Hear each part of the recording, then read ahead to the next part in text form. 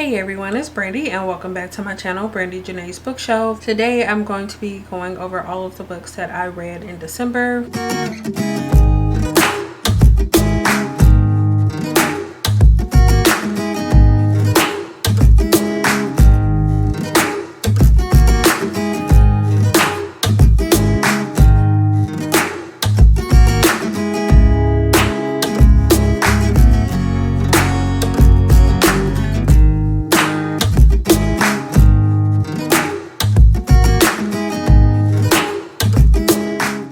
Before I even get started, I do want to apologize that this video is going up so late.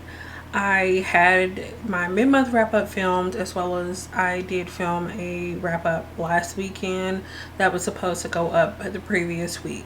However, when I went to go edit my mid-month wrap-up that I had filmed in December, I wasn't really happy with the way I did it. And then I knew for sure that by the time I had finished filming my December wrap-up, I wasn't happy with it either. So I decided to just refilm it, which is what this is for you today. I have 32 books to talk about in this video. I'm going to try my best in order to make it go through as quickly as possible, because I know these longer videos, not everybody tends to watch them all the way through, so I'm going to do my best, to get through these books.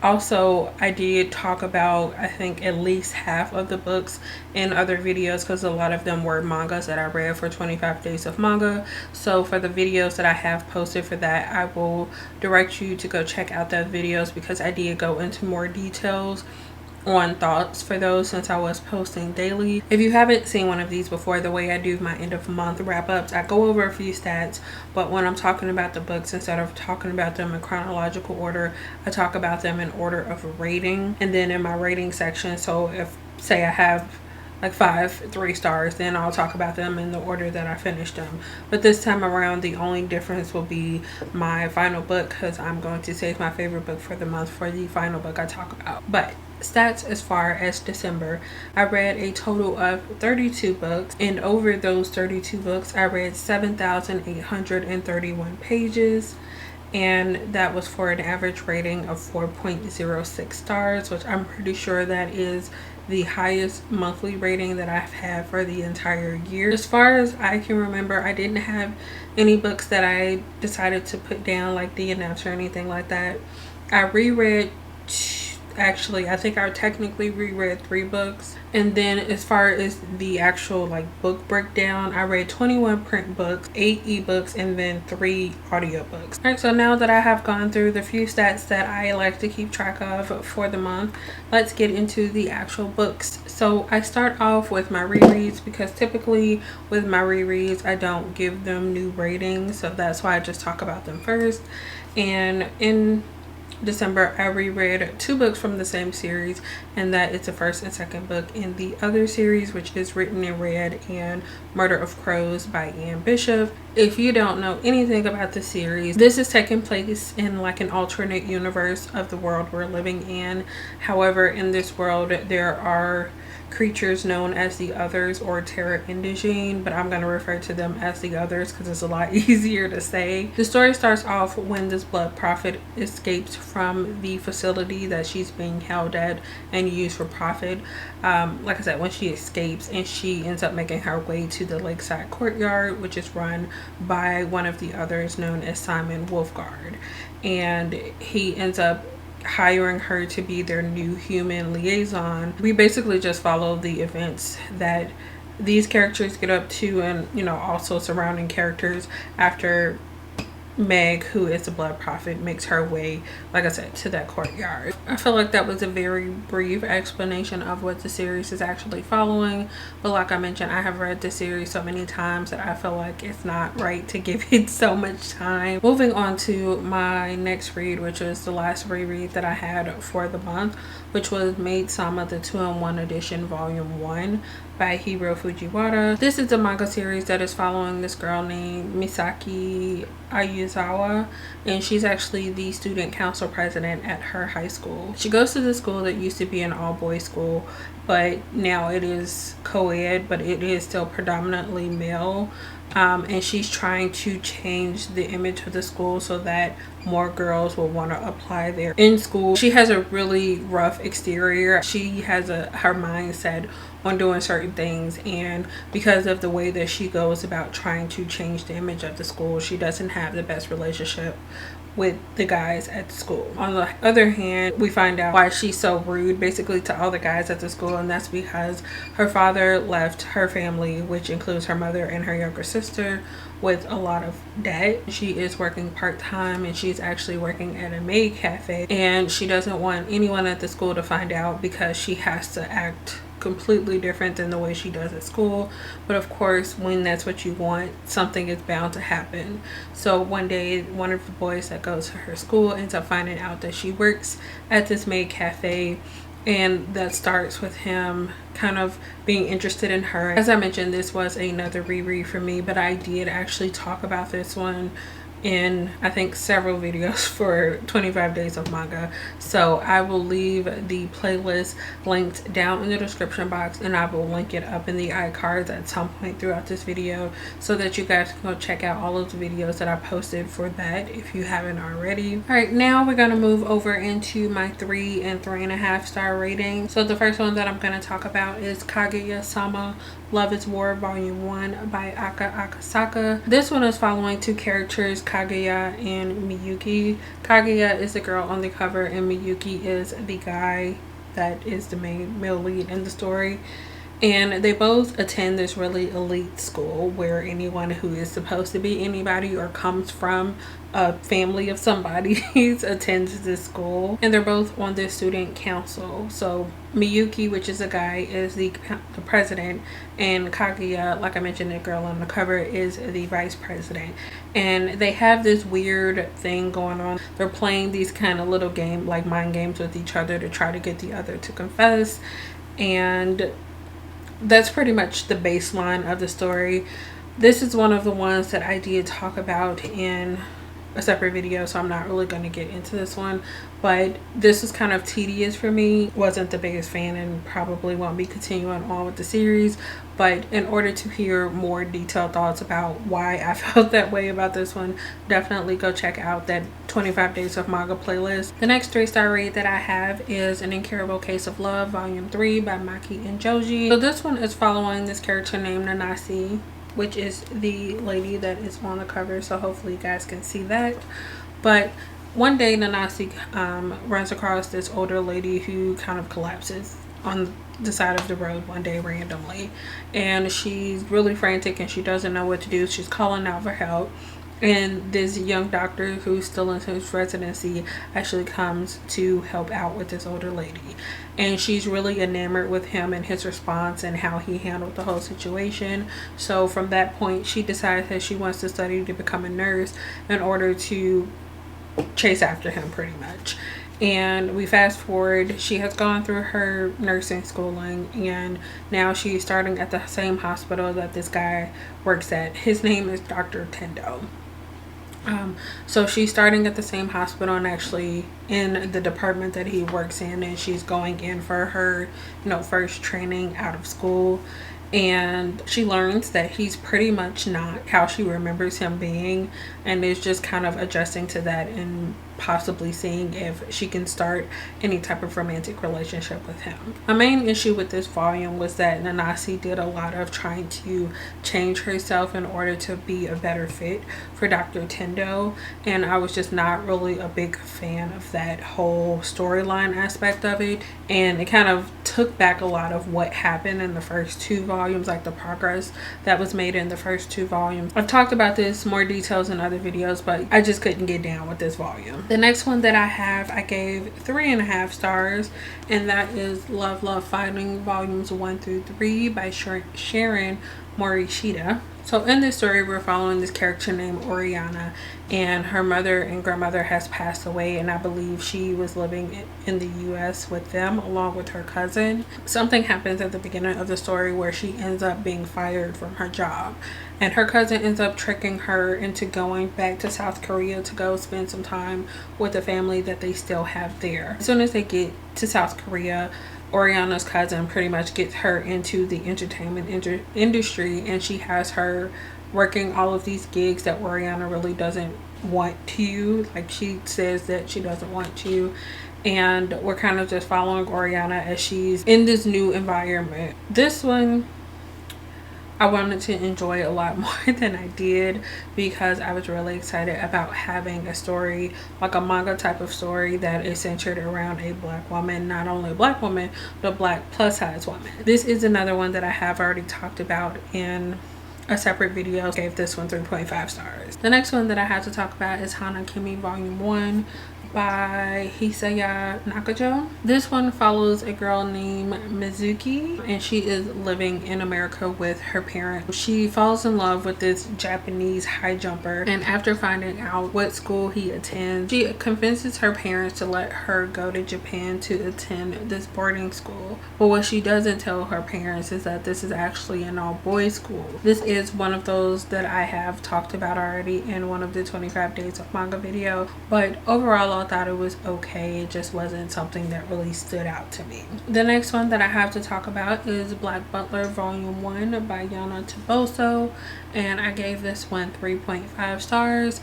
So this one is going to be a little bit more difficult to talk about because I feel like there isn't much information given, and it's hard to talk about really without spoiling it. So this one is following this boy named Seal Phantom Hive, who is, I believe, 12 at the start of the story, and it's actually him on the back cover, this boy here, just so you guys can have maybe a better understanding.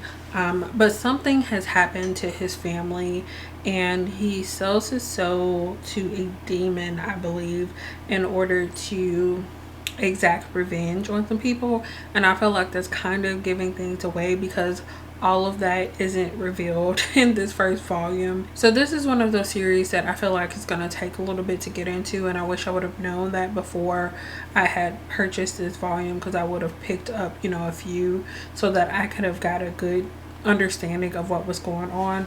So I think the first 3 chapters, yeah, there are 4 chapters in this volume. So the first 3 chapters was, or maybe like the first 2.5 chapters, was a lot of just everyday life for this boy named Seal, who is kind of running his own estate. But later in this volume, he comes into contact with some adults who seem to be very threatening because of things that Seal has done or is trying to do.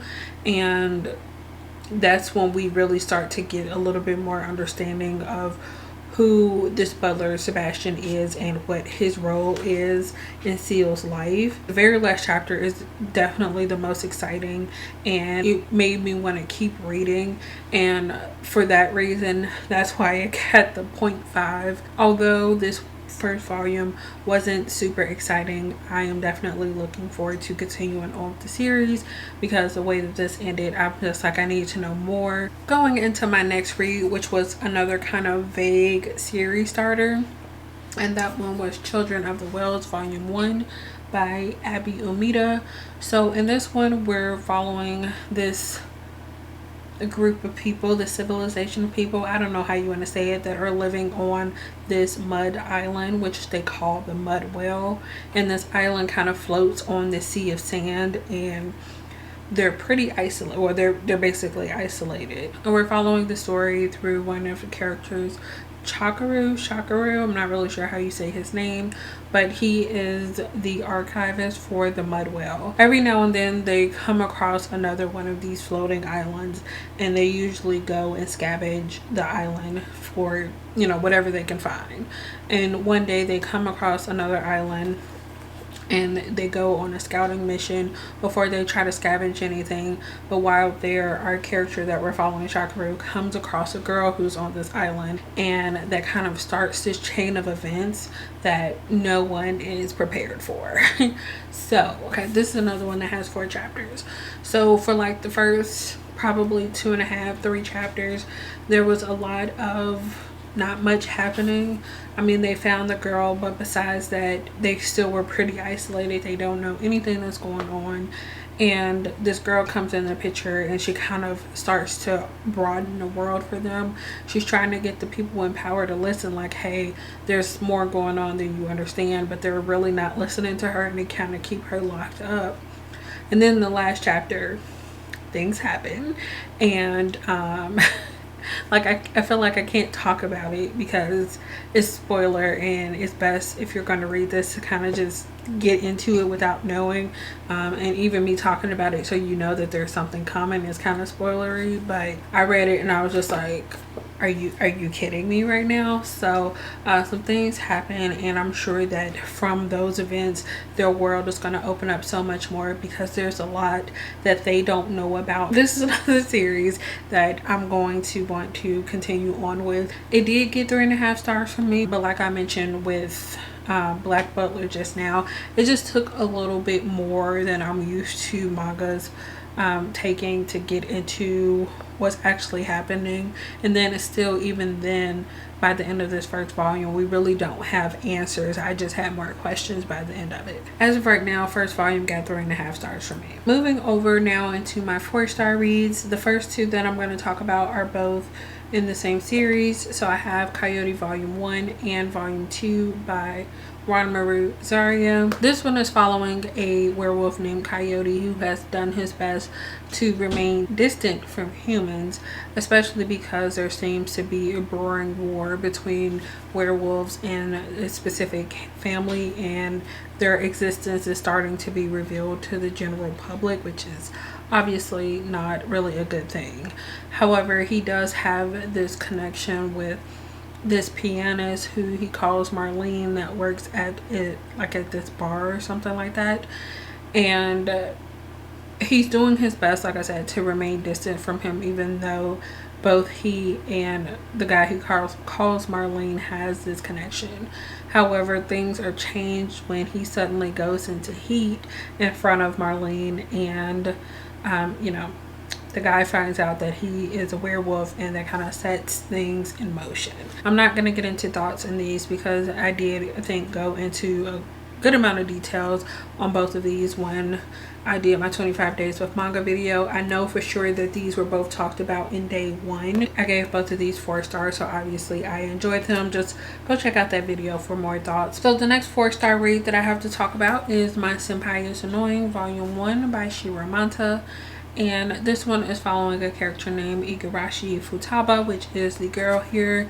She starts working at this new company, and she ends up working directly underneath this guy here who is Takeda Harumi. And Futaba finds it really annoying that Harumi always treats her like a little kid, basically. However, their co-workers start to realize that they're spending a lot of time together outside of work, and they start to question whether or not the two have feelings for each other. This is another one that I have already talked about in one of those 25 days of manga videos, so you can go check that out. Okay, so I just realized that the next, I think, 5 mangas that I'm going to talk about, I have already talked about in one of those manga videos or 25 days of manga videos. So just go and check out that playlist. I'm not going to say for each one, but just know that I'm not going to be giving detailed thoughts on these because I have already talked about them.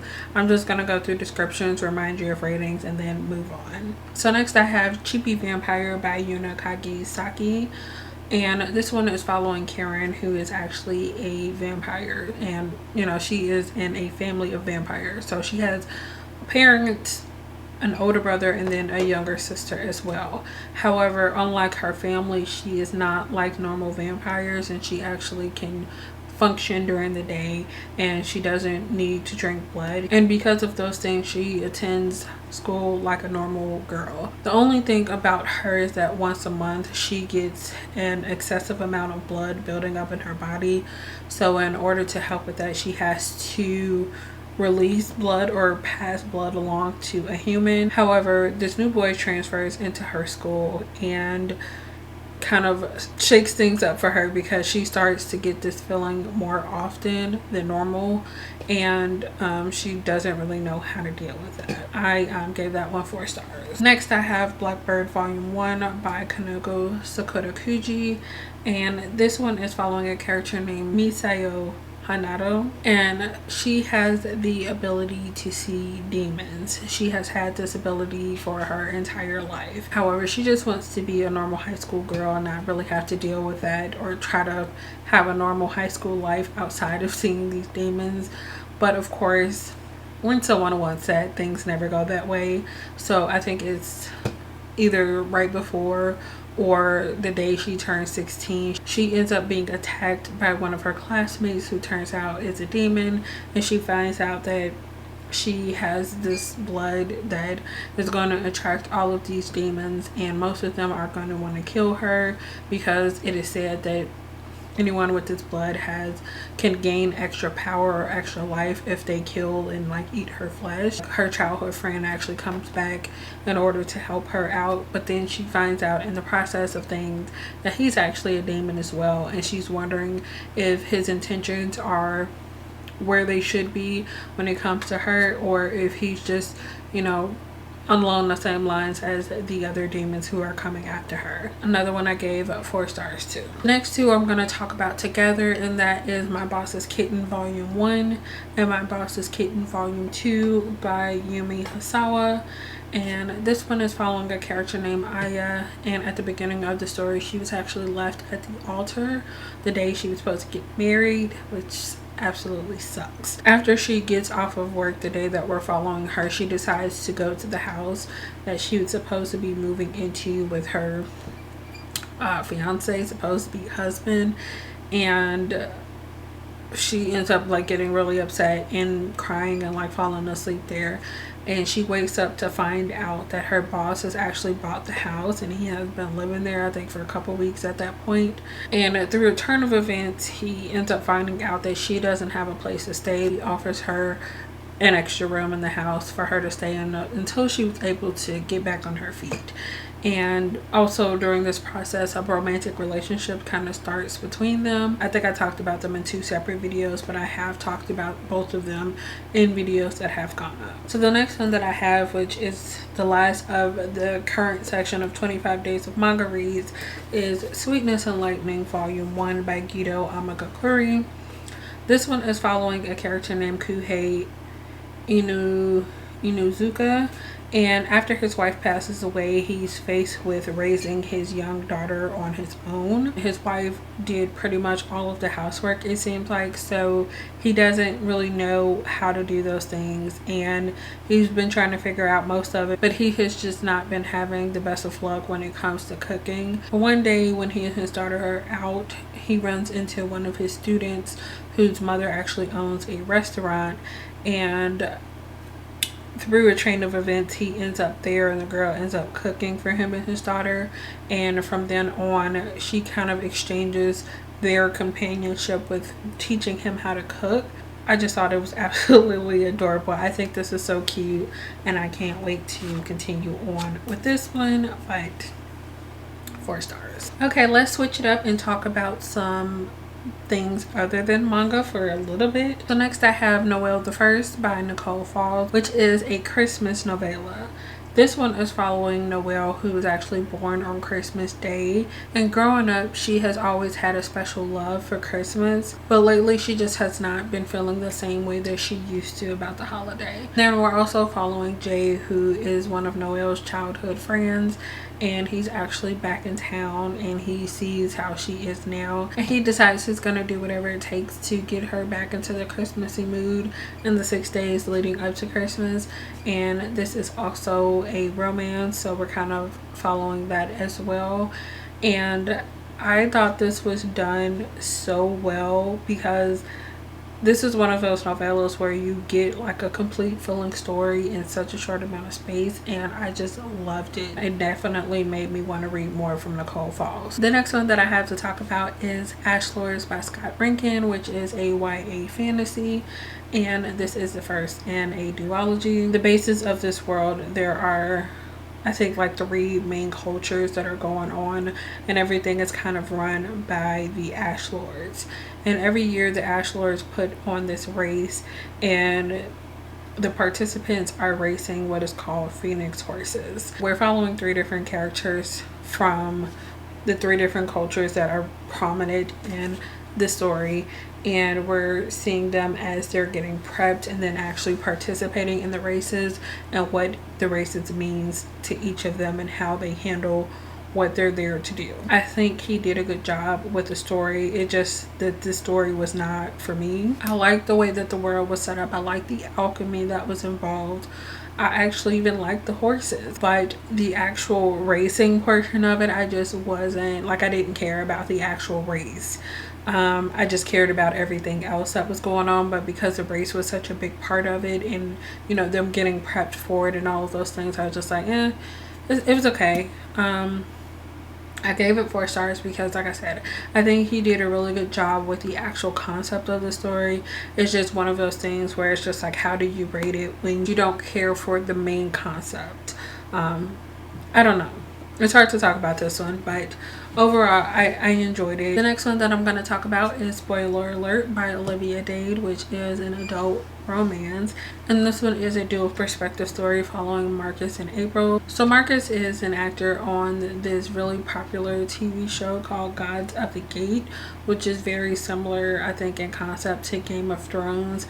And at the start of the story, he's filming his final scene of the entire TV series because it's about to end. Something the world doesn't know about him is that he's actually part of the fandom for the show, and he writes fan fiction. Moving on to April, she is also into the fandom that is centered around the show, and she also writes fan fiction, and the two of them actually know each other online. They just don't know who the other person is in real life in the beginning of the story. And April makes the decision that she's going to stop hiding herself, like when she does cosplay and stuff like that. So she makes the choice at the beginning of the story to post a picture of herself in cosplay of one of the characters, and she posted online, and she gets a lot of backlash about that because of her weight and the way she looks.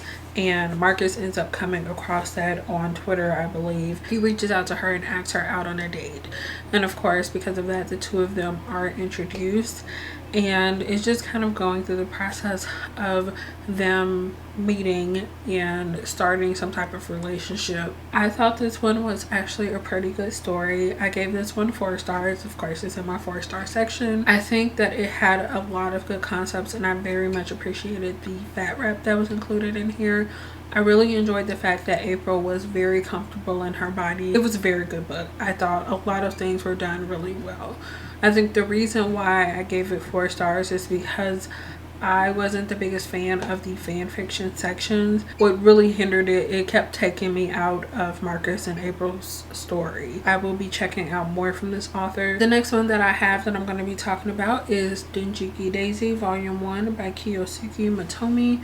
And this is actually technically another reread for me. This one is following this girl named Teru, who is actually living alone since her older brother passed away. Before he passed away, he gave her this phone, and he told her if she ever needed anything to contact Daisy. So she has this phone conversation thing going on with Daisy. But one day she is dealing with these bullies at school, and she ends up accidentally breaking one of the school's window. And because of that, she ends up having to work with the school's janitor in order to pay off the window that she broke. We're kind of just following her as she gets up to a lot of craziness because of her personality. This first volume, it was really nice rereading this because I didn't remember all of the details, but it felt familiar, and I appreciated being back in this world. And it has to do with hackers, and this is a series that will get a little darker later on because there are adults that are after something that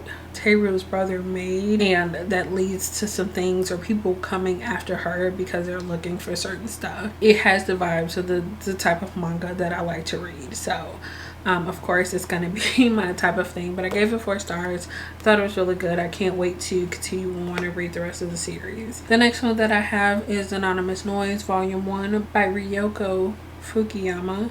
And this one is following this girl named Nino, and in her childhood she has had 2 pretty significant friendships with 2 different boys, and for whatever reason both of those boys end up disappearing from her life without her getting a chance to say goodbye. Because of those events and how she reacted to them, she walks around with this face mask on because she feels like if she doesn't have something suppressing her from singing like she enjoys, she will just kind of just scream out to try to get the boys to notice her, find her, because I think both of them have told her if she sings or calls out, then they'll come find her. and you know that hasn't happened in the past, so she wears the face mask to keep from doing that. After we get a little bit of backstory on how she met the two boys and her relationship with them, we fast forward in time to now she is starting high school, and it turns out one of the boys from her childhood actually goes to the same high school, and she runs into him and she doesn't really get the welcome that she's expecting from him. And then a little later on, we do also see that the other boy, that like the first childhood friend that she had, might also possibly now be going to the school, and we're kind of just following them. I saw something that said it's about music and unrequited love. Just reading this first volume, we have already got like 2 or 3 different unrequited things going on. So Nino has a thing for the first boy that she met. The second boy that she met kind of has a thing for her. There's a girl that kind of has a thing for the boy that has a thing for Nino, and then there's another boy that has a thing for that girl. It's kind of a lot going on. I'm not sure if anybody is going to end up happy, but I would like to continue on with the series because I'm curious of how the music is going to go. I'm not sure if this is a series that I'm going to want to continue with long term. As of right now, I do want to read more to see how the series is going. The next book that I have to talk about is The Good Luck Girls by Charlotte Nicole Davis. I finally got around to this one. Anyway, this is taking place in what I believe is a fantasy world. In this world, when girls' families aren't able to take care of them, they kind of sell them to these welcome houses, or there might be like recruiters going around offering to buy the services of these girls, and parents with thinking they have no other option in order to keep their girls safe, decide to sell them to these welcome houses. And these girls are what are known as good luck girls because the outside sees them as never having to worry about anything in life. You know, they have clothes, they have a place to sleep, they have food. You know, they don't have to worry about anything. However, for the girls actually in the situation, that's not necessarily the case because there's a lot more going on in these welcome houses than most people really know about. At the start of the story, we're following this girl named Clementine as she celebrates her 16th birthday, and then afterwards as she's getting prepped to become a sundown girl.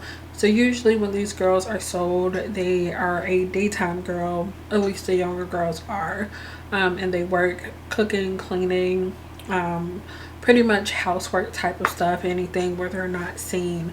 And then on their 16th birthday up until I believe 40, they work as sundown girls. Like I mentioned, Clementine is getting prepped for that, and we get to see little glimpses of her older sister Aster. Long story short, Clementine ends up killing her first client, and after her sister finds out, the two of them along with 3 other girls decide that they're going to try to escape, because if they don't, then Clementine is going to be killed for killing, the client. This was really good and also really hard to read. I thought that it was very exciting.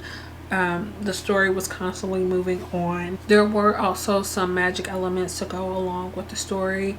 I do wish that the magic and everything that went along with that was expanded a little bit more, because I think I felt like it was kind of just briefly mentioned and that was just the end of that. So I wish that had been a little bit more involved, a little bit more explained. But overall, I thought this was a pretty good book. I gave it 4 out of 5 stars. All right, the next 2 that I'm going to be talking about is An Incurable Case of Love Volume 4 and Volume 5 by Maki and Joji. I'm not going to get into descriptions of this again because I did talk about the series earlier on at the beginning of the video when I talked about Volume 3. After Volume 3, I enjoyed both of these a lot more than that. These 2 kind of got back on track with the actual progression of their relationship. In these 2 volumes, we got to see a lot more of Tendo taking the initiative, I guess, in their relationship. So I appreciated these 2 for that, and I gave both of these 4 stars. And then the last 4-star read that I have for my December reads is Prince Freya Volume 1 by Kiko Ishihara. If you guys have seen my January mid-month wrap-up, I actually already talked about this, but obviously this was supposed to go up before that one. This one is following a girl named Freya who is living in this small town in the kingdom of Tyr. and she has two brothers. I do the air quotes because they're not actually blood related. She saved them from being taken as servants or whatever was going to happen with them, and her mother raised them. And now the two boys work for, I think, the Prince's Guard or something like that. At the beginning of the story, they actually come back to visit for a day, and during their visit they run into some soldiers from the neighboring kingdom. They end up getting away and they're on their way back, but Freya ends up overhearing that the soldiers are actually going to go after the older boy, and she sets out to warn him that the soldiers are going to be after him. Before she even comes across him, she runs into the Prince of Tyr and finds out that they look exactly alike, and that the prince has been poisoned and he's dying, and the prince enlists her help in order to take over his role so that the kingdom of Tyr doesn't fall because he's dead. Freya decides to do that because she has people she's trying to save herself, and that just leads her into a whole new world that she was not expecting at all. A lot of this first volume was getting introduced into Freya and seeing how she was starting in her new role as the prince. Freya starts off as a very weak character and she has a long way to go. I think this first volume is a very good start to the series. Definitely had me wanting more. I will just give you a warning if you're planning on picking this up. This author is brutal. She does something at the end of the first chapter that I have never seen any other manga author do ever, and I was just like, are you kidding me? And I will let you know that it doesn't just stop at the first volume. It actually continues on, because in each volume there was something that happened and I was just like, what? Why? Like, who approves this? But at least I can say that it's consistent and it makes you want to continue reading, because it's just like, well, if this is gonna happen, what else is gonna happen, you know? I'm not gonna say any more than that. Just know that very unexpected, but I so far love this series. I gave this first volume 4 stars, but that, I think it's just because that was the start. Alright, so now I am moving into my 5-star section. Next I have Catch Me, Fight Me, Love Me by Sharon Morishita. We're following Oriana and Jay. At the start of this story, we are following them, both of them, as they're signing contracts in order for this thing that they're about to do together, and basically they're going to be playing a fake married couple for a web series. When they're signing the contracts, the person who is giving them the contracts basically just lets them know that the only rule that they have for them is that they're not able to have an actual relationship or fall in love with each other, and both of them are kind of just like, you know, that's no problem at all. And Jay kind of gives off the air that he doesn't really care about anything, and Oriana uses it as an excuse in order to try to do little things to try to get him upset the entire time that they're working together. Most of this is just watching the two of them get to know each other and seeing them grow closer together through this project that they're working on together. And despite what they both said, I think they're both starting to fall for each other. I thought that it was just so funny and it was cute, and it was just something that I like flew through it and I loved it. Alright, next is the last 2 mangas that I have to talk about in today's video, and that is Sweat and Soap Volume 3 and Volume 4 by Kintetsu Yamada. If you haven't already heard me talking about the series, we're following Natori and Asako, who both work at the same company, Lily Drop. At this company, Asako, which is the lady on the cover, works in the finance department, I believe, and then Natori works in like product development. And one day Asako is admiring the new product line that has come out from the company, and Natori happens to walk by her and he smells her, and he actually enjoys the way that she smells, and he asks her to let him sniff her every day in order to have inspiration for the new product line he's trying to work on. Asako is very uncomfortable with the situation, but she ends up agreeing to it because she really wants him to succeed with, you know, whatever he's working on. And this whole situation ends up leading into a romantic relationship.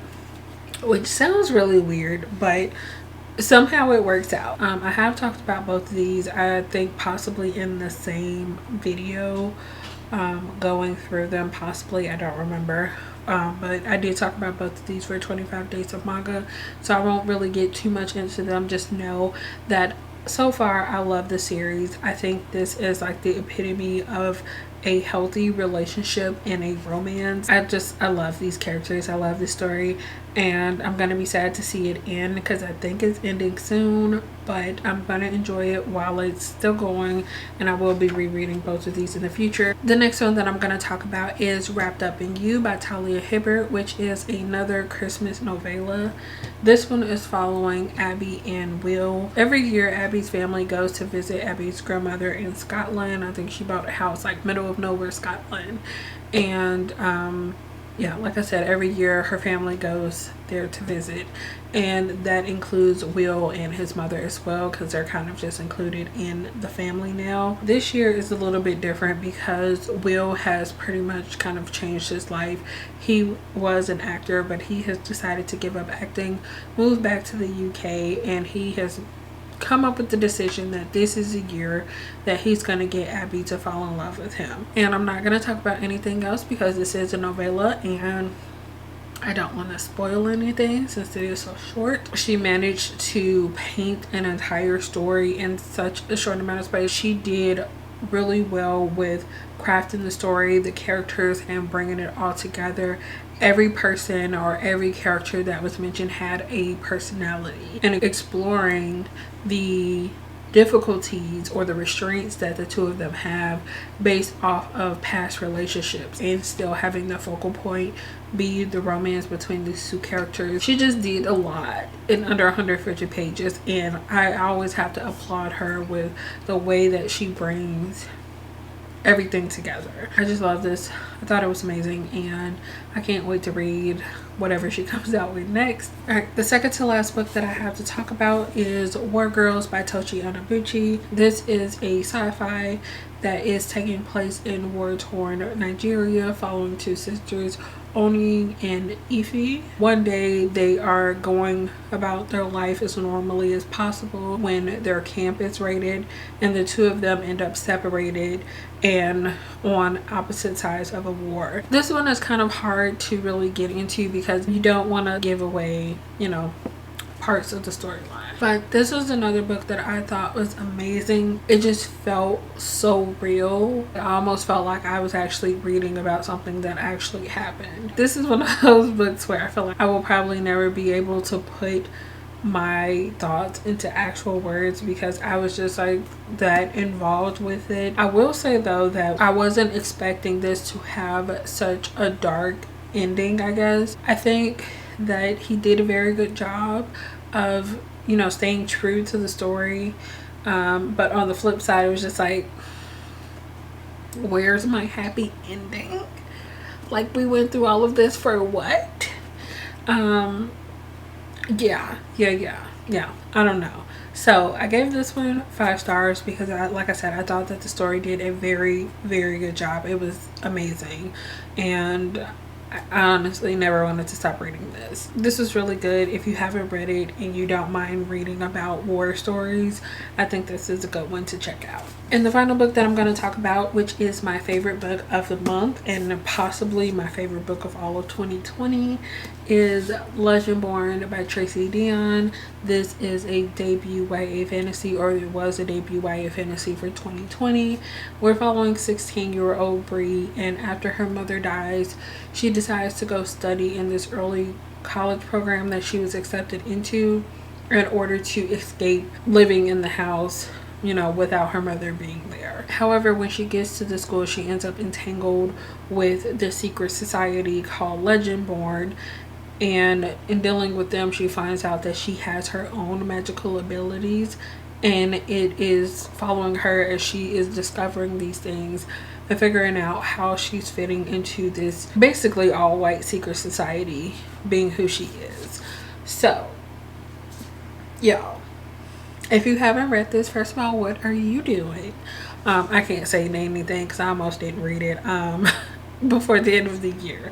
However, this was amazing. So this covered like so much of what I wish I had when I was growing up as a teenager. She's put in this position where she finds out that she has these powers. She's trying to find out where she fits in this typically white secret society, and then learning more about her past, her mother, like just everything that goes into who she is. It touches on ancestry, and she has to deal with that in an environment where she's still seen as being lesser because of the color of her skin. And it's just like all of that in like an urban fantasy setting, and then also her dealing with magic and having to fight monsters. It's just everything that I wanted, plus some things that I never thought I would like, thrown into one book. And it was that good. I already want to reread this one. I gave this one 5 stars. It's favorite book of December, definitely. Probably my favorite book of 2020. I will be recommending this to as many people as I possibly can. If you have heard hype about this, it was very well deserved, and if you haven't already, you should check this one out. Those were all 32 of the books that I read in December. It was a pretty good reading month for me. A lot of that had to do with reading mangas because I was taking part in 25 days of mangas, but even then I still read like a good amount, because even I don't typically read that much manga in a month. Normally I would say, you know, leave a comment with your favorite book you read in December, but being that we're almost at the end of January, you really don't have to go back that far. Just leave me a comment letting me know how your reading went for 2020. That's all I have for you guys in this video. If you like to, give it a thumbs up, and if you would like to see more from me, make sure you subscribe. I will have all of the books listed down in the description box below, so if you're interested in any of them, feel free to use those links. I do receive a very small commission off of them if you shop through Amazon and through the links that I have provided down below. Yeah, but thanks so much for watching. I will see you guys again in the next one. Bye.